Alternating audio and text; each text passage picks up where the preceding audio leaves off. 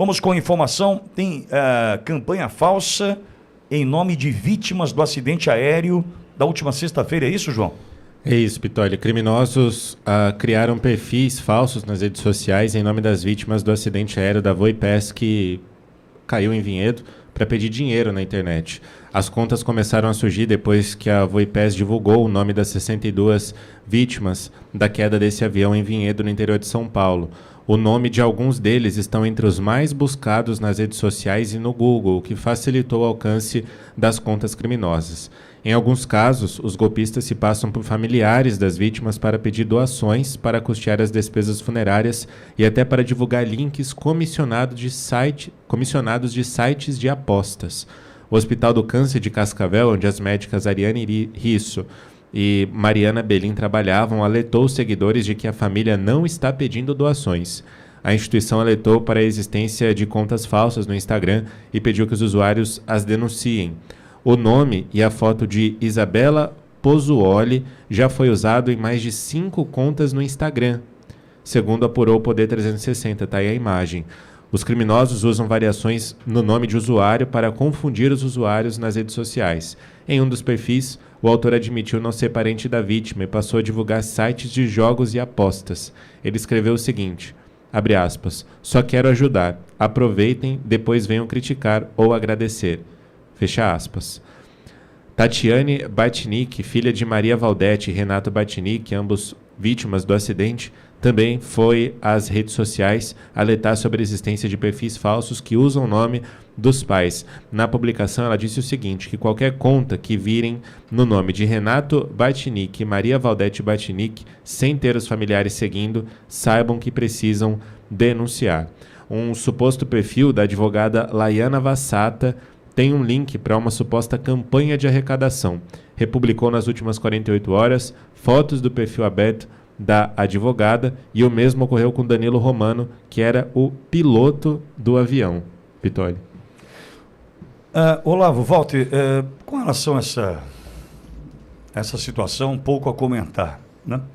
Mas eu queria ouvi-los sobre o seguinte, nós temos ontem, aliás, desde sexta, acompanhando toda a repercussão desse trágico acidente, teve uma fala de uma senhora ontem chamando a atenção do Ministério Público para as evidências em relação a uma empresa aérea que nitidamente tem problemas.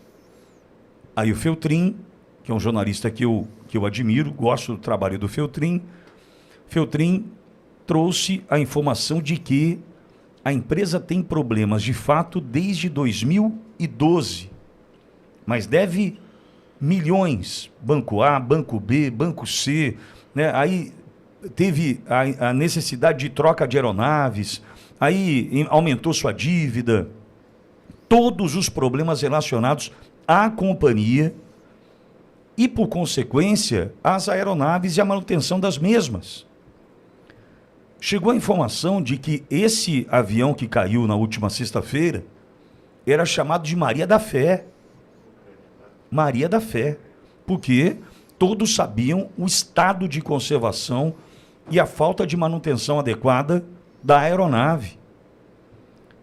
O que me faz crer que, de fato, a gente precisa das agências funcionando, a ANAC funcionando, né, de verdade e não no pós.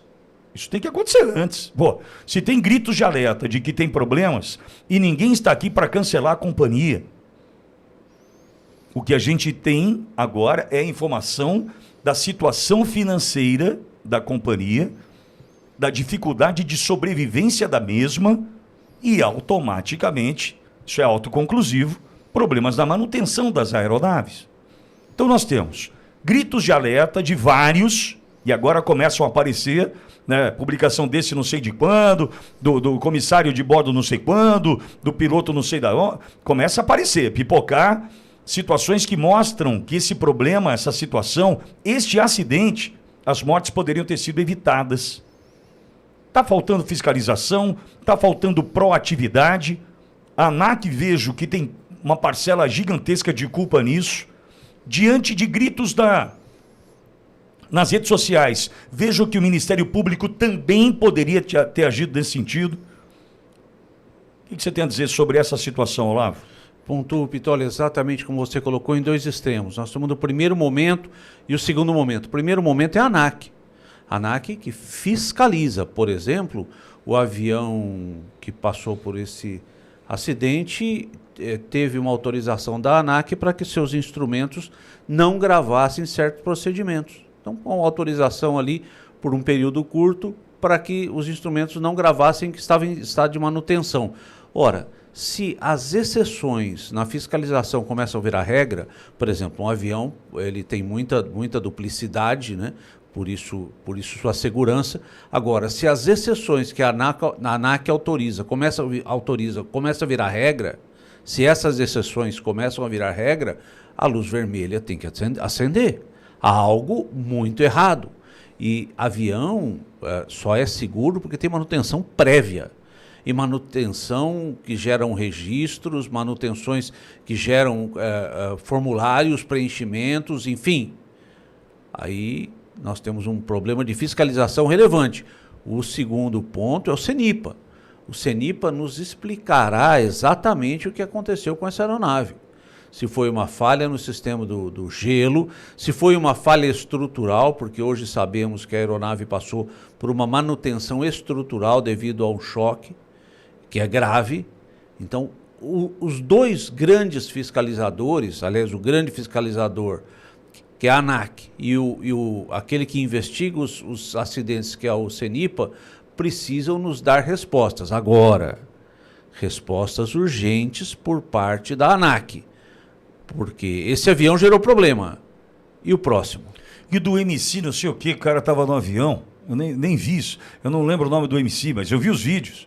O cara mostrando, né, o revestimento do avião, o que reveste o avião, né, soltando, enfim, a mesa solta, uma série de problemas que mostram que a companhia passa por uma situação difícil. Agora, Walter, eu vejo a ANAC e Ministério Público devendo explicações, porque se teve grito de alguém, né, o Ministério Público está aí para ser a nossa voz, salvo engano, e cobrar providências, né? A ANAC está aí para quê?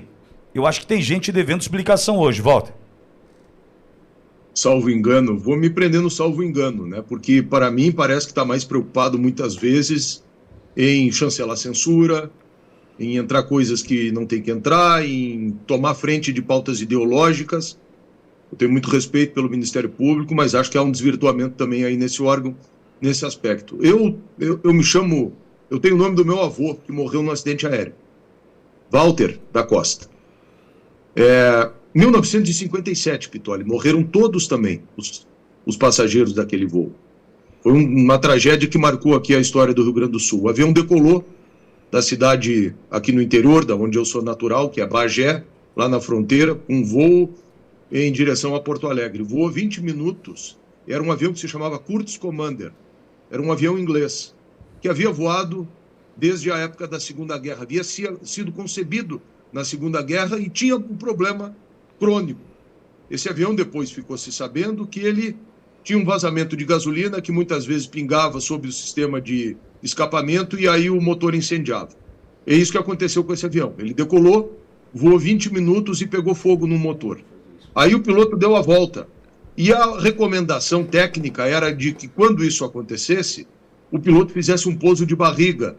Ou seja, não acionasse o trem de pouso do avião. Só que, e aí entra uma coisa parecida com isso que nós estamos falando agora, e essas coisas se repetem, no objetivo de salvar o equipamento e, portanto, colocando sempre em primeiro lugar a questão econômica, o piloto, orientado pela empresa, baixou o trem de pouso. E na hora que ele baixou o trem de pouso, aumentou o arrasto e a asa já com problema estrutural, a asa quebrou, o avião virou, bateu de dorso no chão, explodiu, morreram todos os passageiros. Eu, há muitos anos, fui estudar na Inglaterra, fiquei um ano estudando lá, e tem um museu perto de Cambridge ali que tem muitos aviões, todos eles bonitos, assim, para quem gosta disso. Um deles, além desse Kurz Commander, é o Super Constellation. Era um outro avião maravilhoso, com design bonito, mas caía a toda hora. Eu fui ler um pouquinho sobre esse ATR, nós já temos um número enorme de acidentes. Eu quero lembrar o Fokker 100, que até pouco tempo atrás voava muito, foi o avião do acidente, aí em Congonhas, aquele que morreu, entre outros, o deputado Redecker, aqui do Rio Grande do Sul, né? Aquele trágico acidente da TAM aí no aeroporto de Congonhas com aquele avião. Tem alguns aviões que tem problema. E aí, agora recentemente, tem um Boeing desses últimos aí que foi tirado do ar porque tinha um problema lá no sistema, me parece que de controle de voo, de computador, de software, sei lá o que era. Nessas horas, quando tem esse tipo de coisa, é que tem que entrar os órgãos de controle e fiscalização e tem que ter a capacidade e a eficácia de tomar decisão e evitar que os acidentes aconteçam, porque depois, infelizmente, é o que a gente está vendo aí.